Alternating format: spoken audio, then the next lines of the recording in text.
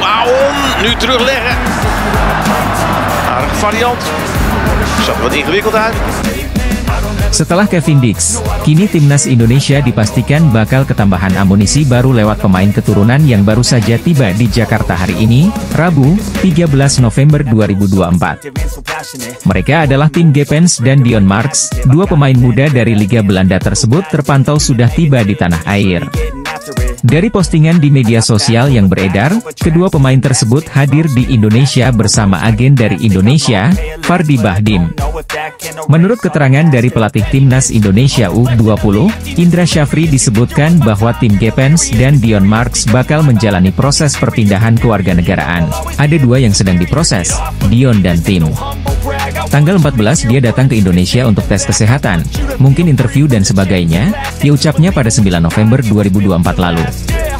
Meski bakal hadir di Jakarta, namun Indra belum memastikan apakah kedua pemain itu sudah sah menjadi bagian skuad Merah Putih. Karena menurutnya, yang menentukan adalah federasi, dalam hal ini Ketua Umum PSSI Erick Thohir. Kalau sudah bersalaman dengan ketum kami, itu pasti. Kalau belum salaman, belum pasti. Kami sebagai pelatih hanya memberikan rekomendasi, ada dua. Apakah itu bisa atau tidak, nanti tergantung proses federasi kita, katanya. Upaya naturalisasi kedua pemain itu disebut-sebut untuk memperkuat skuad Merah Putih U20 di laga Piala Asia yang akan diselenggarakan di Cina, Februari 2025 mendatang. Timnas sebelumnya sudah memanggil Dion di Toulon Tournament pada Juni lalu dalam rangkaian pemusatan latihan di Italia. Pemain kelahiran Belanda itu saat ini memperkuat klub Nijmegen. Adapun Tim Gepens saat ini membela klub FC Ermeng di Belanda. Pemain berusia 19 tahun itu telah tampil di berbagai laga di level U18 dan U21, seperti Keukenkampioen Divisie, U18 Division, dan Eredivisie. Andai proses naturalisasi Tim Gepens dan Dion Marks rampung, maka timnas Indonesia ketambahan 3 pemain keturunan baru bulan ini.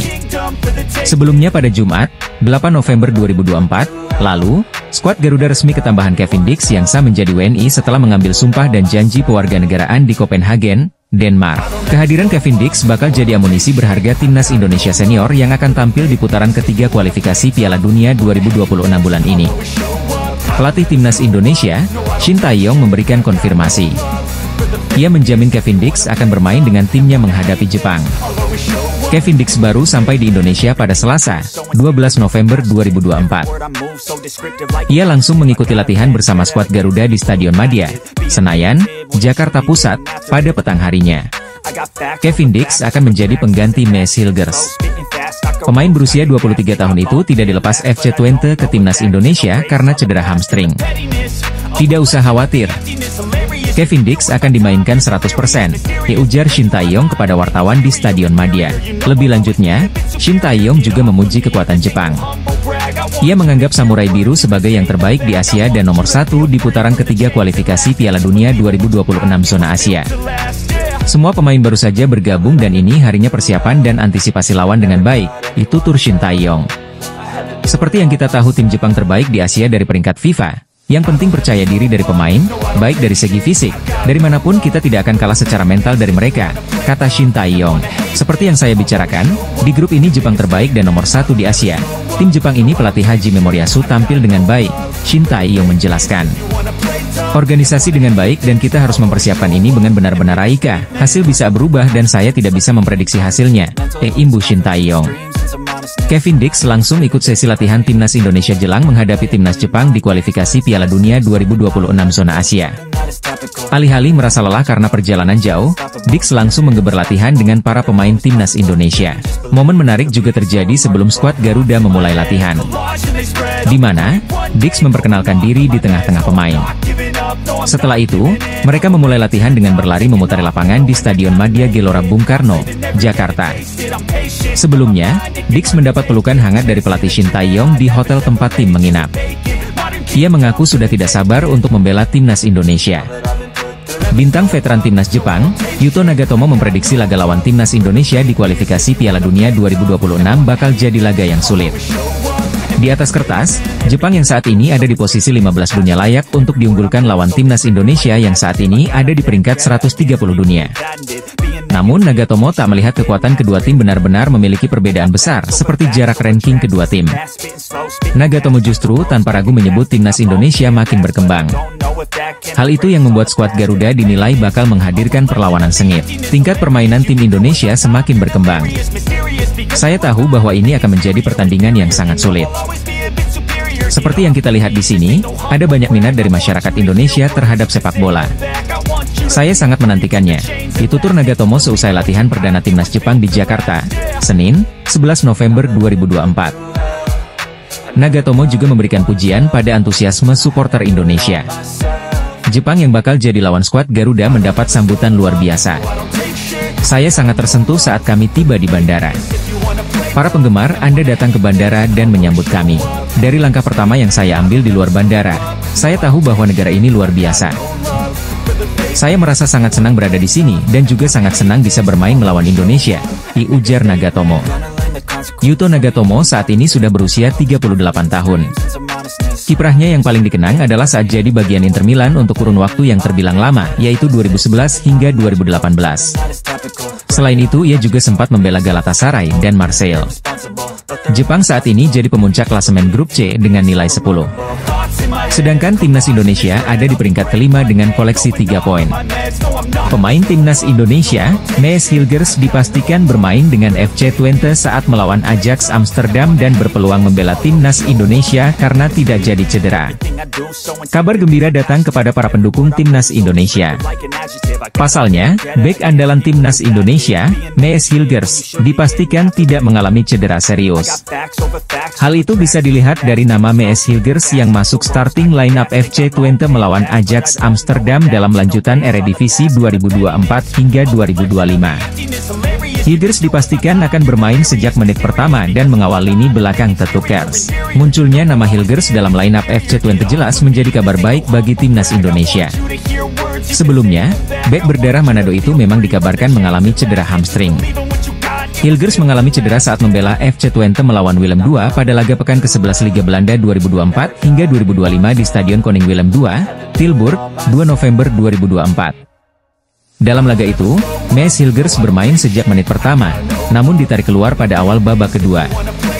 Mees Hilgers juga absen saat FC Twente melawan OGC Nice pada pertandingan pekan keempat Liga Eropa 2024 hingga 2025 di Allianz Riviera, Nice, 7 November 2024. Ketua Badan Tim Nasional, Sumarji, bahkan sempat memberi kabar soal kondisi Hilgers. Sumarji sempat memastikan bahwa bek berusia 23 tahun itu akan absen saat timnas Indonesia melawan Jepang. Sebelumnya, nama Hilgers masuk ke dalam 27 pemain yang dipanggil oleh Shin Tae-yong untuk membela timnas Indonesia. Hilgers diharapkan tidak menerima cedera parah saat melawan Ajax Amsterdam. Setelah resmi kedatangan Kevin Dix yang baru menyelesaikan naturalisasi, timnas Indonesia dikabarkan semakin dekat dengan kehadiran striker baru.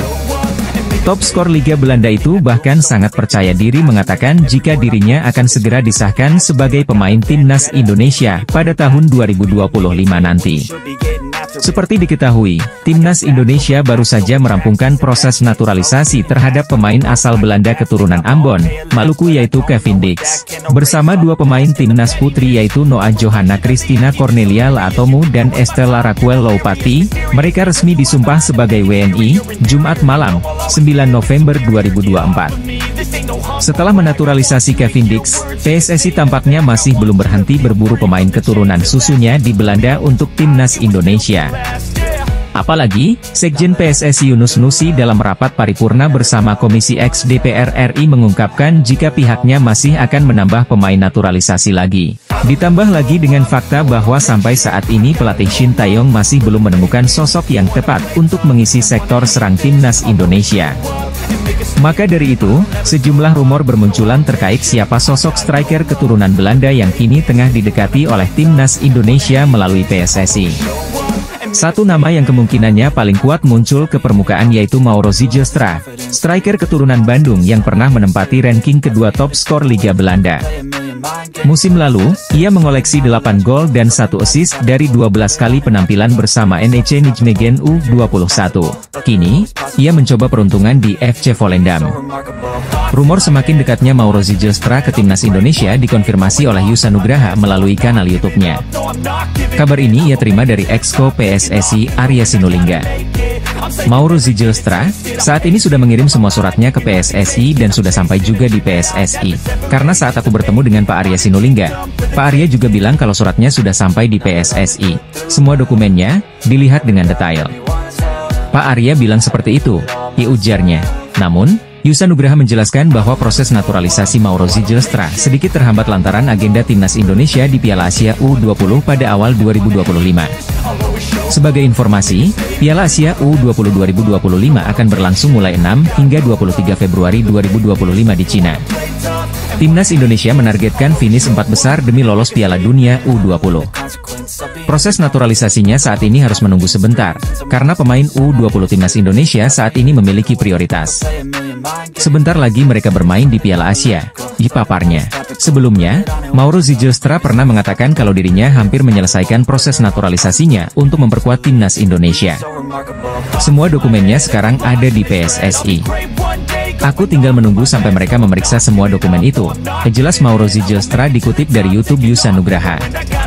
Tapi, Mauro Zijlstra belum bisa mengungkapkan kapan waktu yang pasti terkait proses naturalisasinya diselesaikan oleh PSSI. Ketua Umum PSSI Erick Thohir menegaskan timnas Indonesia akan tetap mengincar poin dalam 2 pertandingan kualifikasi Piala Dunia 2026 melawan Jepang dan Arab Saudi di Stadion Gelora Bung Karno. Tim Merah Putih akan menjamu Jepang dan Arab Saudi dalam lanjutan matchday kelima dan ke-6 Grup C babak ketiga kualifikasi Piala Dunia 2026.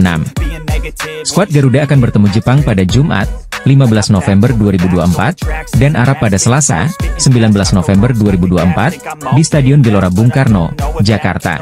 Meski menghadapi tim-tim kuat Asia, Erick optimis timnas Indonesia yang dilatih Shin Tae-yong bisa mendekati target 15 poin yang telah ditetapkan sebelumnya. Media sepertinya yang lebih mengerti soal target poin, yang lebih jago memprediksi media, kalau kita hanya kerja keras.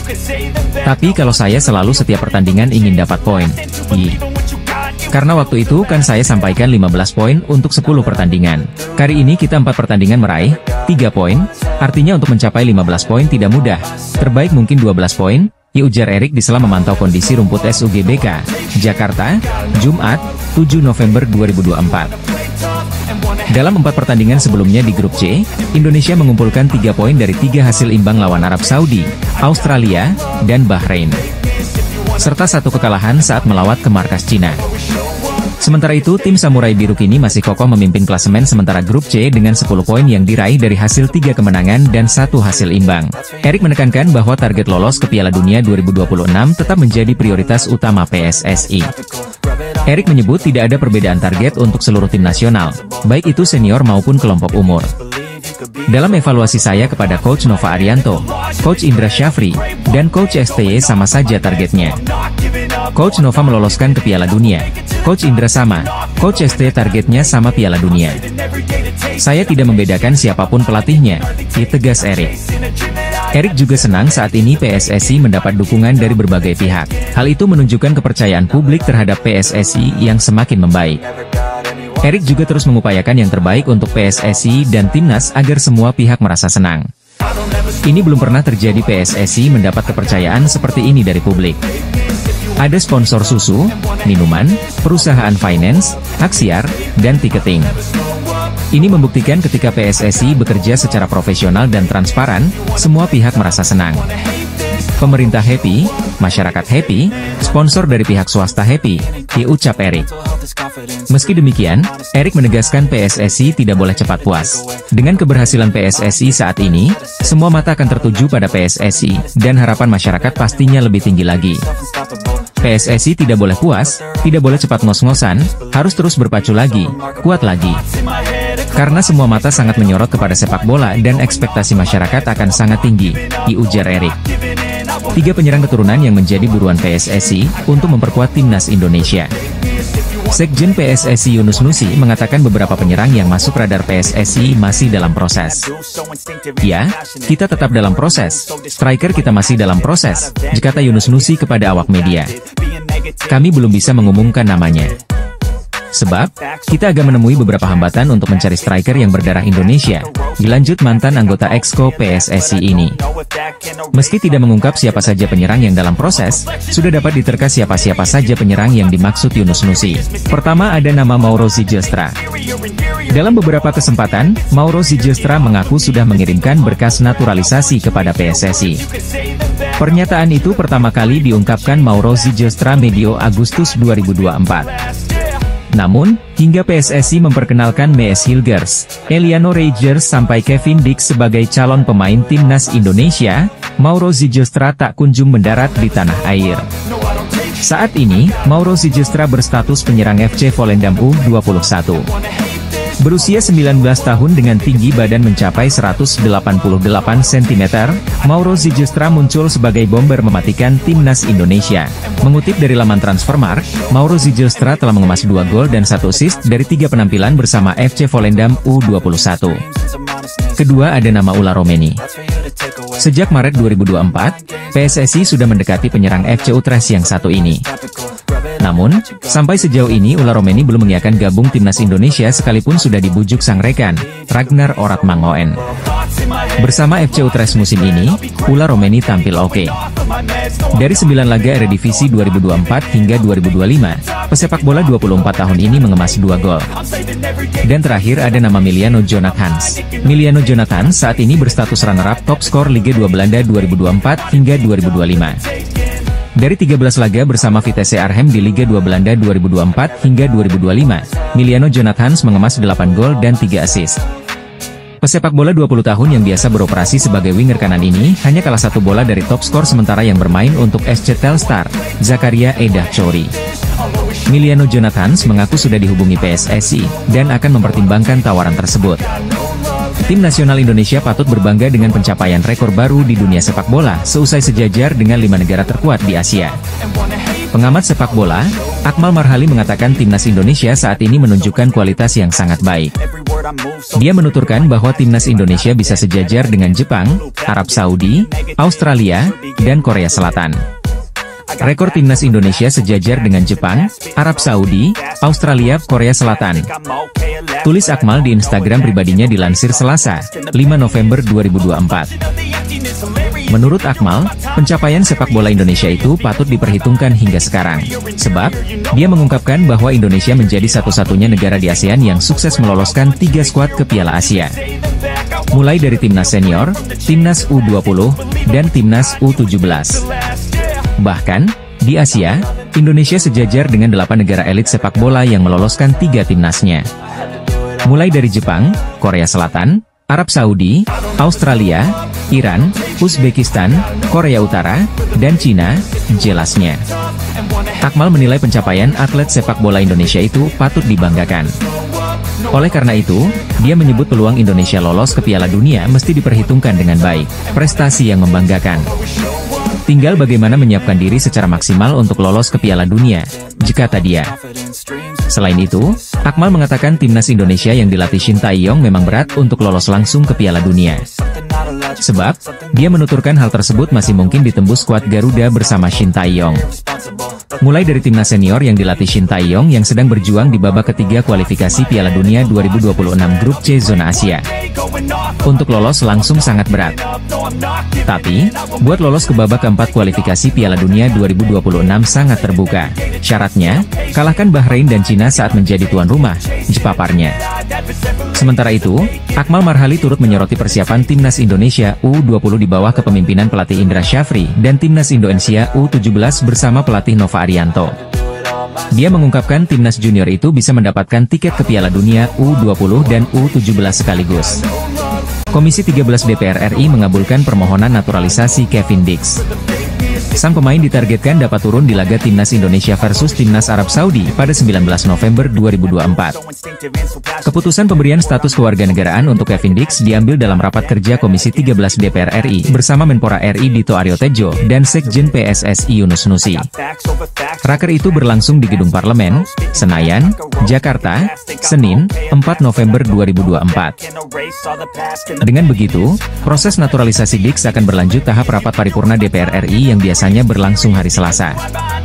Setelah itu, berkas akan dibawa ke Sekretariat Negara untuk diterbitkan keputusan Presiden RI, dalam hal ini Prabowo Subianto. Dari sana, Diggs baru akan menjalani pengambilan sumpah WNI. Terakhir, ia harus melewati proses perpindahan federasi untuk bisa membela timnas Indonesia. PSSI menargetkan seluruh proses itu rampung sebelum laga kontra timnas Arab Saudi. Dengan demikian, Diggs bisa didaftarkan untuk pertandingan yang berlangsung pada 19 November 2024 di Stadion Utama Gelora Bung Karno. Sekjen Yunus Nusi mengatakan harapan PSSI agar Komisi 13 DPR RI bisa mengabulkan permohonan proses naturalisasi tersebut, dibunyi pengumuman di situs resmi PSSI. Apalagi Kevin Diggs bisa melakukan debut melawan Arab Saudi pada laga ronde ketiga kualifikasi Piala Dunia 2026 zona Asia, diimbu pengumuman itu. Dengan waktu kurang dari 2 pekan, patut dinanti apakah proses naturalisasi Diggs bisa rampung secepat mungkin atau tidak. Sebab, waktunya terlalu mepet. Timnas Indonesia akan tampil di Piala AFF 2024 pada akhir tahun ini, dan pelatih Shin Tae-yong telah mengonfirmasi bahwa dirinya akan mengandalkan pemain di bawah usia 22 tahun. Skuad Garuda sedang fokus tampil di kualifikasi Piala Dunia 2026 pada bulan ini, dengan menghadapi Jepang dan Arab Saudi.